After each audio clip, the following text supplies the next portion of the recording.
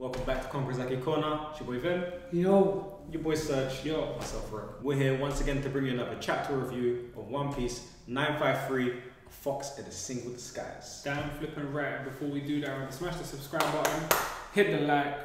But guys, the Meito Enma, Zoro's next sword. Boys, let's we'll go back to front, top to bottom. This chapter ended with a level of excitement I have been waiting for. We nearly broke another couple of chairs. Let's just go without clear like that. And if you know, you know. The Meito Enma, the sword that was able to put a mark on Kaido. Well, translation, Enma is the Japanese name for the god of the underworld. So, in case people don't understand, you ain't read the chapter yet, there's a link in the description below. At the end of this chapter, we're talking about the swords. We're in the chamber where all the swords are. Zoro's looking for Shimotsuki. You can't find Gyukimaru, who we have learned who he is now. And Hiyori says to him, please, if that sword is yours, please leave it to us in Wano. And he says, that sword is mine. And I don't want to get this wrong, because Hiyori said it so beautifully.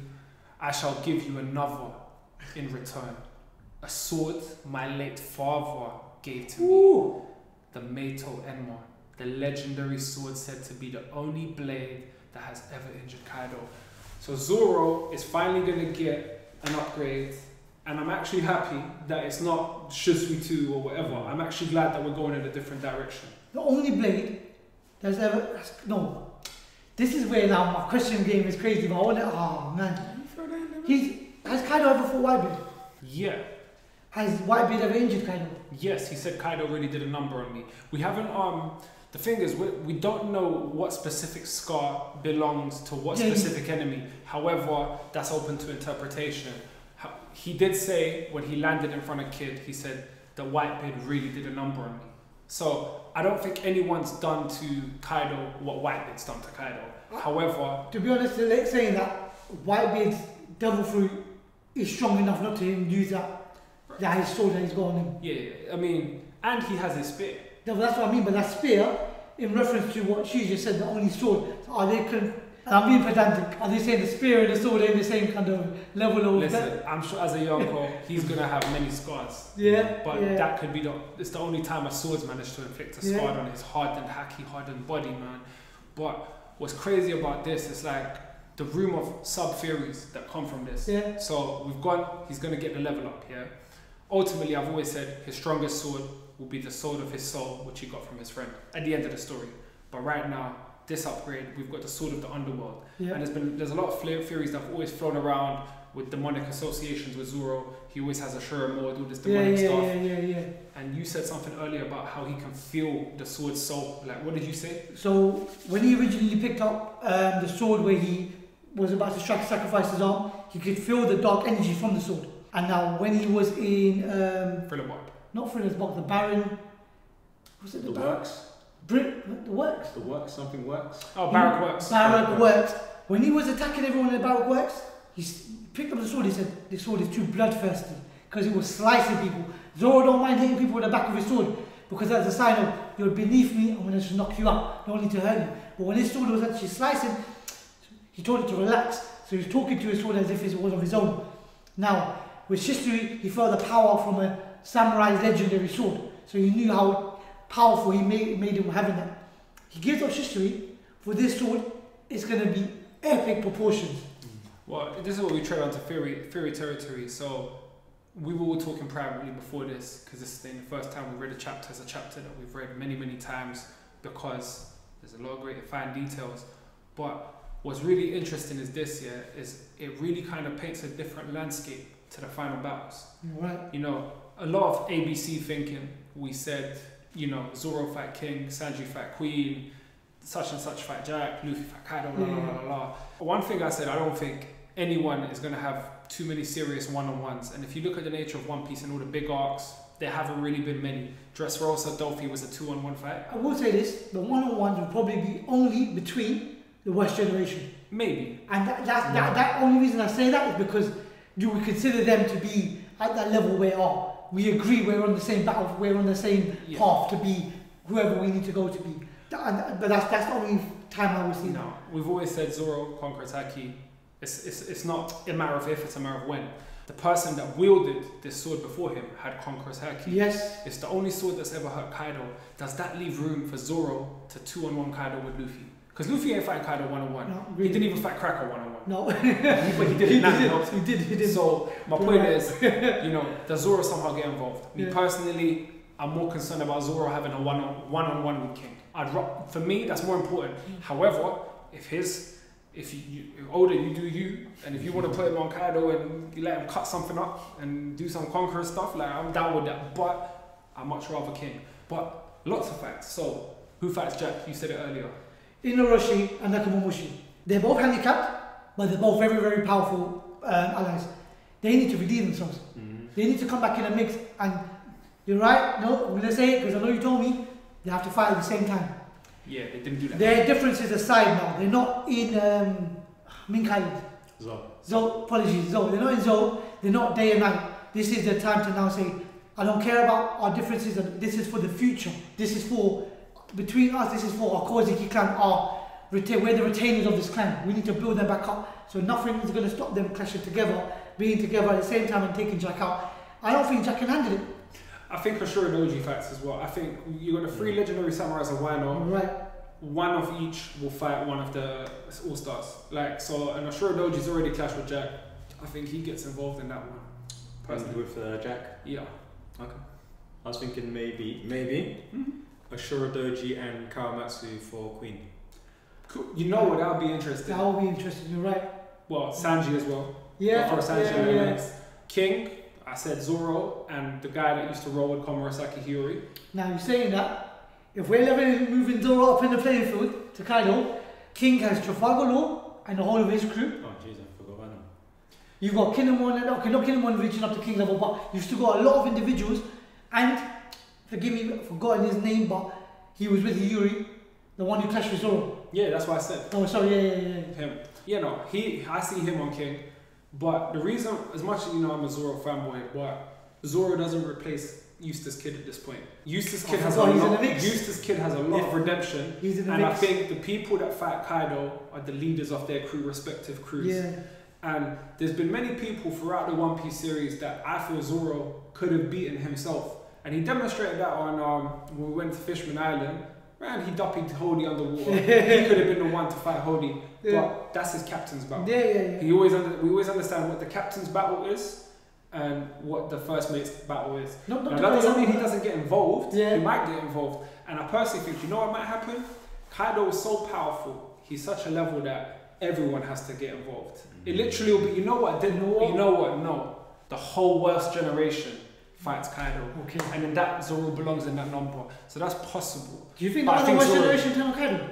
I think they can all play a part. Yeah. You know, like at the end of the day, ultimately I don't think any of them will beat Kaido. I think what Luffy will ultimately do when he fights Kaido is he'll show his level that he's on the verge of becoming the Yonko. He can now fight blow for blow with the Yonko, maybe not to win, but like he did against a lot of other people, he's going to show that he belongs there. And ultimately, there's going to be a lot more to the end of this arc. I think you're going to get the Navy. I think you're going to get other Yonko involved. Now the question is, does Big Mom leave? Yeah. Yeah? But does she stay for the If she stays and she's a scarf. However, does Shanks come to town? Because Shanks seems to know everything. And last time we had a war like Marineford, Shanks came to stop to block another Yonko. This is not your fight. So does Shanks come and tell Big Mom? Leave. He's shutting down too many parties, man.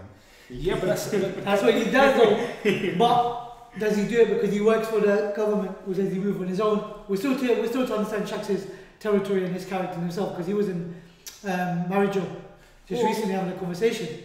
When Kaido, like I said, ultimately I see everyone. I see Jack being beaten. I see King and Queen being beaten, and Kaido may by himself be able to fight off everyone and but take damage and be fatigued. Yeah. And at that point, Blackbeard. You know what I'm saying? So. Very, very interesting. But all this from the Meito Enma. It's beautiful. Just one sentence took us into this. But you know what's though? With the Meito Enma, it says it's the belongs to the underworld, right? Where do you think this relates? Where does Kaido rule? The underworld. Yeah, do you think that might be? Yeah, because he beat the previous king, so he's the ruler. Do you think that's a kind of like a hidden message there? Could be. Like underworld and underworld. Could be. And this is what I'm saying. More news in this chapter, obviously. We got a flashback. So now we've made sense of everything, of who Gyukimaru is. And if you pay attention to the panel, film spot on, man. He is the fox. The fox, Onimaru, who Kawamatsu actually met along his travels while he was on the search for Hiyori. Once obviously Hiyori ran away, but once he met Onimaru, he found purpose in doing something for the sake of the greater good. He gained Onimaru's trust because Onimaru was fending off trespassers and individuals who were trying to steal swords for 5 years on his own. The fact that he gained the trust of the fox, who was a trusted daimyo to... So from the top. Yeah, you know me, I'm going all over I got it here. Go on. We had a flashback in this chapter. Yeah. We've got Hiyori now in the present, walking with Kawamatsu, trying to find out what's going on. Kawamatsu then explains to her, when I thought I lost you before, I felt like I failed and he was prepared to die. So he went to the bridge to try and die. In the end, he obviously saw the fox, which is Onimaru, and he says this place was ruled by the powerful Shimotsuki Clan. They were the neighbors of Ueno and Ringo and Hakumai were once both great. And the fox was the daimyo's fox, and that's Onimaru. Later on in this chapter, we see Gyukimaru transform into the fox. Yeah. So his ability to get into the human form, we don't know how, but we know that's what he's done. We find out why Gyukimaru was looting all the graves, because initially he was just protecting the graves. The tradition in the country is when you die, your sword that you received at birth marks your grave. Kawamatsu at some point found the purpose to loot all the graves. Instead of giving it to the robbers and to the 100 Beast pirates, he was taking all the swords, storing them, because he believed in the prophecy that 20 years down the line, which is 13 years from when he started to do it, we're going to have a big fight and our army needs to be equipped with the souls of the people of Ueno, yeah? At that point, he went to town to get some food, disappeared. That's probably when he got locked up. Onimaru transformed into human form and called himself Gyukimaru. The reason why he called himself Gyukimaru is because when Kawamatsu was hiding himself and he was chasing off bandits, he said, my name's Gyukimaru. So you can see that he was using the name Gyukimaru for the reputation and the intimidation factor. But we saw him talk to Kinemon now. Kawamatsu went to the lair. There's a ton of swords. He's like, wow, like this has been done. Was this Onimaru? No, this seems like it's got a human touch. But obviously at this point, he's not sure how he's transformed into a human. But we've got all the swords there. And at that point, we've got Zoro there being offered the Enma, the Meito Enma. Now, character development for Zoro, not really character, but it's always beautiful for us to know that he's going to take the actual sword purely because he knows it's for the sake of his captain. Because that Kaido sentence is going to basically trigger him to know, okay, you know what, I'll give up all my swords just for the sake of that, if I need to, because my captain needs that support. I've got another question. So, you know, there's a lot of superstition around the Shusui and like how the country fell when the Shusui left the island. However, if Zoro takes the Meito Enma, will they let him leave the island with the sword? Oh, that's the thing. He'll be worthy of it. You know what? I'll take that. Don't let him take it because he's gonna prove himself. Well, you know why they might let him take the sword? Because at the same time, Oda left the country. They might even give him Shusui. Take whatever you want. I prefer to. No, I'm not saying that. I'm Meito Enma. I like in a sense where like you've done so much for us now. What else can we gift you with? Because you freed us. Now, would the Zoro give it back to Momonosuke? Oh, you did this. I see what you did there. You framed up. You built me up. You did that day. You did me there. That's crazy. You did. You put me here. I was like, oh, okay. I see what you did. Alright. Because he was teaching Momonosuke. Remember, he told him snatch. No. So, listen. There's so many ways this can go. He might say to them, listen, we Dapu Kaido. I gave him another score. Now give me that sword. I like the Shusui. It's a bit like, I don't know. We'll see. But he could just be worthy and take it. We're going to go off a bit track here, but do you know what brought me to my attention? You know, what was that guy's name? I had it in my head. Philabok guy. Which one? No, the main. Moria. Moria. Gecko Moria took this sword 20 years ago. Yeah. When the country when he stole the corpse. When he stole the corpse. Now, did Moria enter while Kaido was trying to take over? Well, he ran into Kaido and Kaido killed his whole fleet. Because they were both going into the same area at the same time. Disrespect. So they were both entering Ueno. So this is the point where Moria only entered Ueno to get the sword, but he clashed into Kaido, who was taking over. Kaido took out the whole crew. Crazy. You know, a few interesting things. One, just like to add, this might not mean anything to anyone, but you see when Onimaru took the form of a monk, do you think that might be related to he was feeding him fried tofu? He said a fox's favourite food is fried tofu, isn't it? Do you think that might have been the whole reason he took the form of a monk? Possibly. Maybe, yeah, maybe. And another thing that triggered me, maybe, I don't want to say it's a devil fruit, but it could be. It could be a devil fruit. We'll find out more. Yeah, we'll find out more. You don't know anything about. Another thing is, do you think he might have eaten one of the doctors? What's the doctor's name? The famous doctor? Vegapunks. Vegapunks. Do you think he might have slipped and got one of the successful smiles? Maybe, man. Maybe, yeah, it's a possibility. Nah, I think he'd be more messed up if he had the smile. Smiles do mess up. Yeah. It's not impossible. Mononosuke smile. Yeah, I don't think he did. I bet no. See, because he was a fox already 13 years. He was a fox way before. But with a Daimyo. the reverse. So he took the human. He took the human. No, but Finn's got the human before. Chopper's got. Oh, but this is a clone, remember? Yeah, no, I get what you're saying. The reason why I would not go for that is just purely because Smiles leaves some serious deformations. Do you understand? So I don't think so. However, not impossible. I mean, there's a lot to be answered about Gyukimaru. Definitely. Right now, all we have is a clarity of his motive, why he used the name, he's taking a break now. Where he came from. However, we don't know. He's actually now at a point you can sense of relief. His old companion, his friend Kawamatsu, is now back. He's so glad to see him. Half the part, and he lied down. He sat down probably the longest time he's ever sat down before. So now he's done. His mission is complete.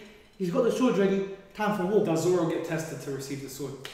Because Hiyori would give him more than the sword, if you know what I mean. So like, there's no like, who's gonna test him? Kawamatsu. I would love to see that.